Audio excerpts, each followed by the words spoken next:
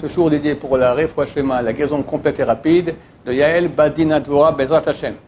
Dans le cadre de notre rubrique Les Joyaux de Parashat Shoftim, les versets 8 à 11 du chapitre 17 de Dvarim, donc au début de notre parasha, c'est encore dans Rishon, parle d'un élément extrêmement important de la Torah, qui est la mitzvah de la Torah, écrite dans la Torah, on va voir tout de suite, d'écouter les grandes des générations, les grands rabbins, les grands Torah. Ici, dans le texte, c'est marqué les Kohanim, les Lévi'im et les juges. Alors aujourd'hui, les Kohanim, les Lévi'im, on n'a plus de temple, mais on a les juges. C'est quoi un juge? C'est pas quelqu'un qui a un chapeau un peu tordu comme ça et qui tape avec un marteau sur le... D'accord? Un juge, c'est quelqu'un qui va juger d'après la Torah. Qu'est-ce que la Torah dit? Et dans le verset 11, verset 10, on va commencer déjà. Vasita al pei davar asher yagidu lecha min hamakom hahu asher yivchar Hashem. Tu feras d'après la chose qu'ils te diront de faire, de cet endroit-là, par l'époque où il y avait le temple, que Dieu choisira, et tu garderas de faire tout ce qu'ils te diront. Après, on rajoute encore un verset. Al-pi Torah asher yorucha, d'après la Torah qu'ils vont t'enseigner, et les lois qu'ils vont te dire, tu feras. Tu ne bougeras pas de ce qu'ils te diront, ni à droite, ni à gauche.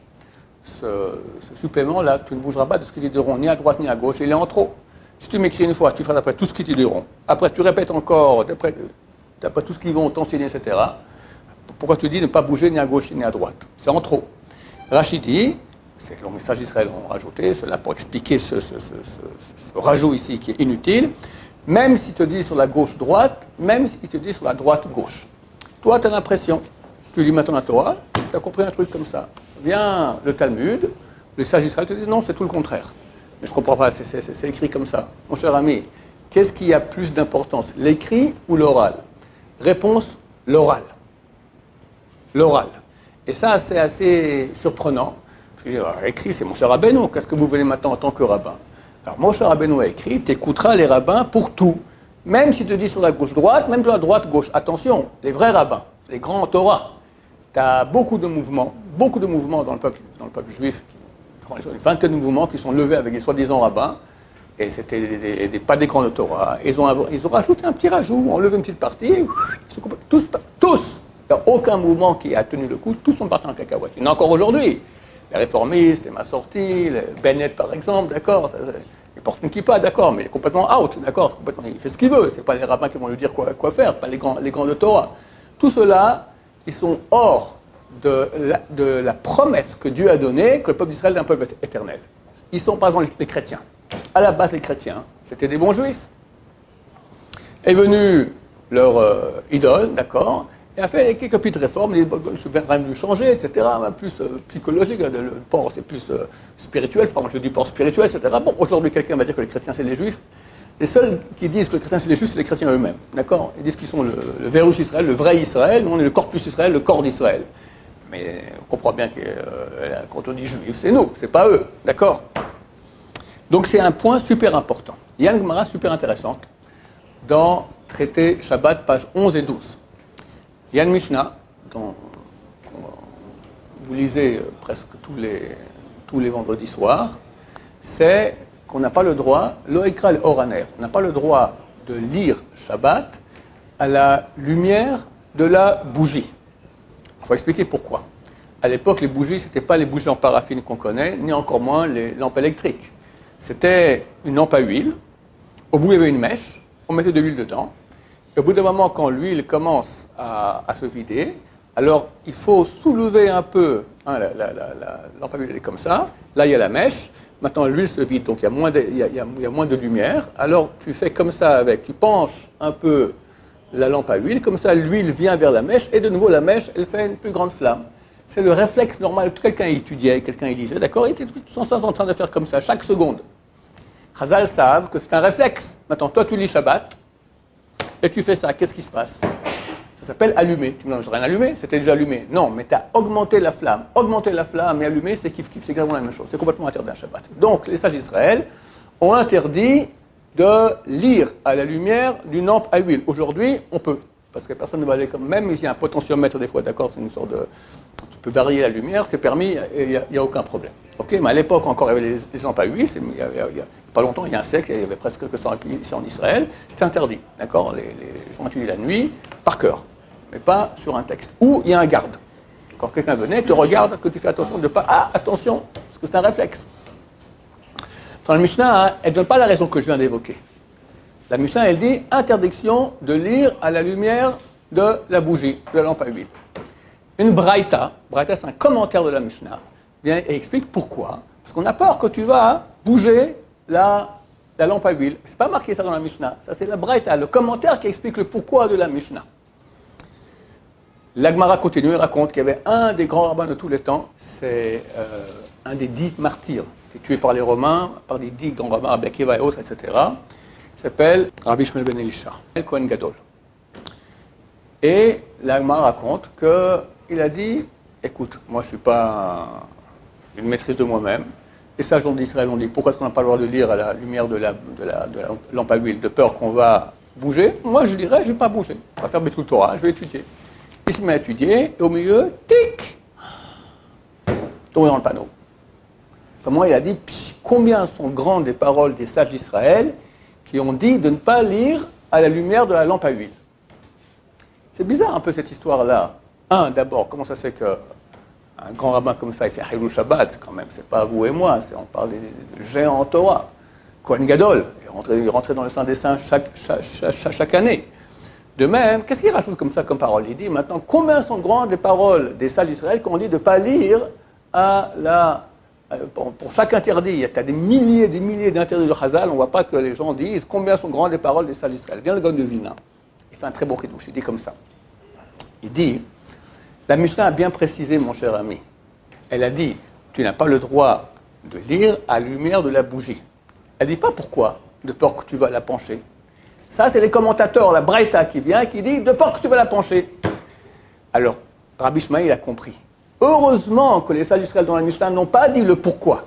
Ils ont très bien dit, ils ont très bien fait de dire interdiction de lire à la lumière de la lampe à huile. Pourquoi? On ne dit pas pourquoi.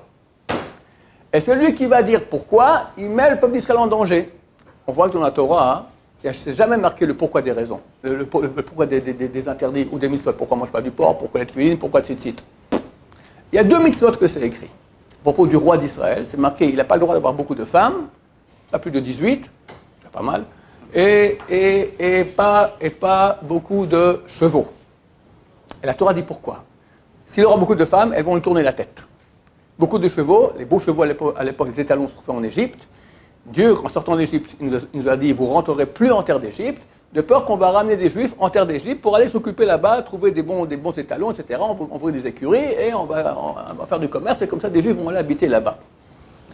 Le roi Salomon s'est dit, moi je suis le plus sage de tous les hommes, c'est marqué, c'est vraiment le plus sage de tous les hommes, moi je vais transgresser ces 2 choses-là, et je ne vais pas tomber dans le panneau. Ni les femmes vont me tourner la tête, ni je vais envoyer des Juifs en terre d'Égypte. Il a transgressé ces 2 interdits, il est tombé dans le panneau dans les 2. Et les femmes lui ont tourné la tête, et il a ramené des Juifs en terre d'Égypte. Donc c'est les paroles que dit Rabbi Elisha ben Shmuel Kohen Gadol, combien sont grandes les paroles des sages qui n'ont pas dit la raison. Ça c'est dans le commentaire, mais la Mishnah qui est l'essentiel, elle n'a pas dit la raison. Ça c'est une explication. Deuxième qui est très belle et très profonde, c'est pas du Gaon de Vilna, c'est la suivante. Pourquoi il a dit combien sont grandes les paroles des sages? Et comme je vous parle avant, comment ça se fait que Rabbi Elisha ben Shmuel Kohen Gadol, ce grand rabbin, il fait Chilul Shabbat. Chilul Shabbat, quelqu'un m'a écrit dernièrement, il a des problèmes de santé, etc. Comment il va faire à Kippour et comment il va faire pour les fêtes? Il ne va pas poser la question pour Shabbat. Alors je lui ai répondu, vous faites comme si certaines choses sont permises, etc. Mais sachez, comme vous posez la question pour Kippour et les fêtes, et comment on fait Shabbat? Shabbat, c'est bien plus important que Kippour et les fêtes. Quelqu'un qui transgresse Kippour, il a transgressé l'interdit de karet. C'est grave. Mais il transgresse Shabbat, c'est et karet et mort du Beddin. Peine capitale à l'époque du Temple. C'est beaucoup plus grave. Et la pire, ce qu'il a, d'accord? Alors comment Rabbi Elisha ben Shmuel Kohen Gadol, comme ça, il bouge la bougie? Et là, c'est pas un chidouche, c'est une réalité extrêmement vraie. La Torah nous ordonne d'écouter les sages d'Israël. Ce sont les versets. Alors qu'est-ce qui se passe si je ne vais pas écouter? À vrai dire, pourquoi est-ce que les sages d'Israël viennent? Ils mettent des barrières, d'accord? Ok, moi je ferai attention, je ne vais pas je vais transgresser la barrière, mais je ne vais pas arriver à l'interdit grave de la Torah. Il y a beaucoup de barrières autour de l'interdit grave.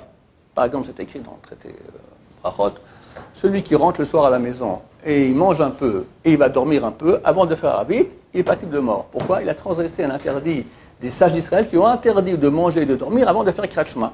Le Kriyat Shema, il y a ça de la Torah de lire Kriyat Shema le soir, on t'interdit de manger un repas de pain, d'accord, et de dormir, parce que qu'est-ce qui se passe? Tu manges un peu, tu vas dormir, tu te lèves, comme les gens m'ont crié des envoyés, il s'est réveillé à 7h du matin, d'accord, il a raté Kriyat Shema, trop tard Balthazar, d'accord? Quelqu'un peut dire, je vais transgresser la barrière et je ferai attention. Alors, il faut comprendre une chose, qu'après que la Torah a dit, t'écoutes les sages d'Israël, quand les sages d'Israël mettent une barrière, ça devient de la Torah. Et lorsque tu fais une brèche dans cette barrière-là, tu transgresses l'interdit, tu deviens beaucoup plus vulnérable au Yetzer Hara, plus qu'avant. Ce n'est pas la barrière des sages d'Israël. Il n'y avait que l'interdit. Ok, tu as un Yetzer Hara normal. Le Yetzer Hara peut te pousser, le mauvais penchant peut te pousser à faire l'interdit, mais tu peux aussi te retenir. Quand il y a une barrière, et toi tu dis, je transgresse la barrière, mais que la barrière, je ne vais pas arriver à l'interdit, par le fait que tu transgresses la barrière, tu deviens beaucoup plus vulnérable. Parce que dans le ciel, déjà maintenant, tu as fait un péché. Donc déjà, le Yetzer Hara, il t'a attrapé, et il te tire, et tu n'arrives pas à te retenir. Il y a un exemple classique pour cela. Bientôt vous mariez, Bézat Hachem, monsieur Assous qui est déjà marié, il saura de quoi je parle. Il y a des périodes où la femme est interdite à son mari. Maintenant, si on a relation avec elle, c'est extrêmement grave. Les sages d'Israël ont mis en place toutes sortes, on appelle ça des Dinei Haraka, des lois d'éloignement entre l'homme et sa femme. Par exemple, voilà, regarde, Gary, ça c'est mon mouchoir. Je te passe mon mouchoir, prends-le, là, tu me le rends. Il y a un problème à ça? Non. Attends, si tu es une femme, il y a un problème à ça? Non. Je peux donner, quand tu vas acheter un paquet de mouchoirs, ou tu vas acheter n'importe quoi, un paquet de frites à l'épicerie, elle te met un peu d'argent dans la main. Quoi. Il y a un problème, tu n'as pas touché. Ça n'a aucun problème. Avec sa femme, c'est interdit. Quand la femme est interdite, c'est interdit. Pourquoi? Parce qu'il y a comme un petit contact. Avec une femme étrangère, c'est permis. Une fois, un de mes voisins, le pauvre, sa femme, en plein Shabbat, elle a fait une fausse couche. D'accord? On appelle l'ambulance, etc. Et je vois, il prend la civière. Il n'a pas le droit. Il n'a pas le droit. Civière, c'est une sorte de lit portable comme ça pour la mettre dans l'ambulance. Je lui dis, dégage, c'est moi qui porte. Elle n'a pas compris. C'est ma femme. Moi, je peux, toi, tu peux pas. Vu qu'elle est en fausse couche, donc elle devient interdite, et tu peux pas. D'accord? La Gemara raconte qu'un goy, il a posé la question à un des rabbins de la Mishnah. Je ne comprends pas. Tu me crois que le mari ne va pas faire des bêtises avec sa femme? Ils sont dans la même chambre. C'est sa femme. Elle est en robe de chambre, en pyjama. Ça fait déjà 12 jours qu'il n'a rien fait avec elle. Il a super envie. Elle ne me dit pas qu'il n'y a rien qui va se passer. Répond le rabbin, la Torah a témoigné qu'on a une haie de rose. On a mis entre nous une sorte de haie, d'accord? Une haie, c'est une sorte de barrière de rose. Ce n'est pas des barbelés, ce n'est pas des fils électriques, d'accord? Une haie de rose. Tu peux transgresser. Mais cette haie, elle nous protège. Et c'est phénoménal. Il y a des gens, c'est très dur pour eux de tenir la période où la femme elle est interdite. S'ils font attention comme il faut bien aux lois d'éloignement que les sages d'Israël ont mis sur place, ils sont protégés, ils sont aidés. Ça va. C'est pas si facile, mais c'est supportable et on peut le faire. Il se dit, bon, c'est pas si grave. Je vais passer un mouchoir, je ne vais pas le sauter dessus à cause de ça. Beaucoup d'autres interdits, il y a une vingtaine de sortes d'interdits comme ça, de choses qu'il y a entre l'homme et la femme. Ils transgressent, croyant que tout ira bien, et presque pour vous garantir à tous les cas, au bout d'un moment, ils tombent dans le panneau, carette, retranchement de l'âme, Hachem Ishmor. C'est ça qu'a dit Rabbi Elisha ben Shimon Kohen Gadol. Combien sont grandes les paroles des sages d'Israël? Moi, j'aurais pu me retenir. Moi, Kohen Gadol, je vais bouger, je vais allumer la lumière pendant Shabbat, mais ça ne va pas. Impossible. Mais vu que j'ai transgressé les paroles des sages d'Israël, alors je suis devenu vulnérable. J'ai donné maintenant une partie de moi-même au côté négatif. Il me tient, il me tire, et je tombe dans le panneau. Alors il a écrit sur son calepin, moi, Elisha ben Shimon Kohen Gadol, je m'engage, ce temple sera construit, jamais une chatat shmena. Chatat, c'est un mouton, un korban, un sacrifice khatat, gras, pour réparer le péché que j'ai fait. Que Dieu nous aide à garder à la lettre les paroles des sages d'Israël. Chaque génération, on a des grands d'Israël. Et la Kabbalah explique, le Maharal de Prague aussi, que chaque génération, c'est un nitzot, c'est une étincelle de Moshe Rabbeinu, une partie de l'âme de Moshe Rabbeinu qui vient dans l'âme des grands de Torah, et c'est Moshe Rabbeinu qui nous guide. D'accord? Donc tu fais la Torah de Moshe, c'est pas des inventions. Et si, on était encore il y a 2000 ans, tu me dis, ouais, non, mais les rabbins, ils inventent, etc., on aurait pu peut-être se poser la question. Aujourd'hui, regarde, on a déjà 3300 ans d'histoire depuis Moshe Rabbeinu. 3333 ans et 3 mois, depuis le don de la Torah. C'est intéressant d'ailleurs. J'espère que quelque chose va se passer. Alors, on en parlera cet après-midi, Blinéder. D'accord? Alors, on aurait pu dire, bon, peut-être les rabbins, ils inventent tout ça. Regarde, qui est resté? C'est qui Am Israël? T'as pas un juif aujourd'hui, pas un, qui n'a pas un, arrière-grand-père qui était orthodoxe. Ortho! Si ton arrière-grand-père n'était pas orthodoxe, lui aujourd'hui il est goy. Alors peut se dire, moi je suis un juif, ma mère est juive, etc. Mais bon, je ne pratique pas. Fini! Plus d'identité, plus rien, assimilé, wallo! Terminé. Grâce à quoi? Grâce au sage d'Israël. Celui qui écoute les sages d'Israël, il est une garantie de pérennité, d'éternité. Il fait partie du coup. Sinon, Dieu ait pitié de lui. Baruch Adonai, l'olam, amen, amen.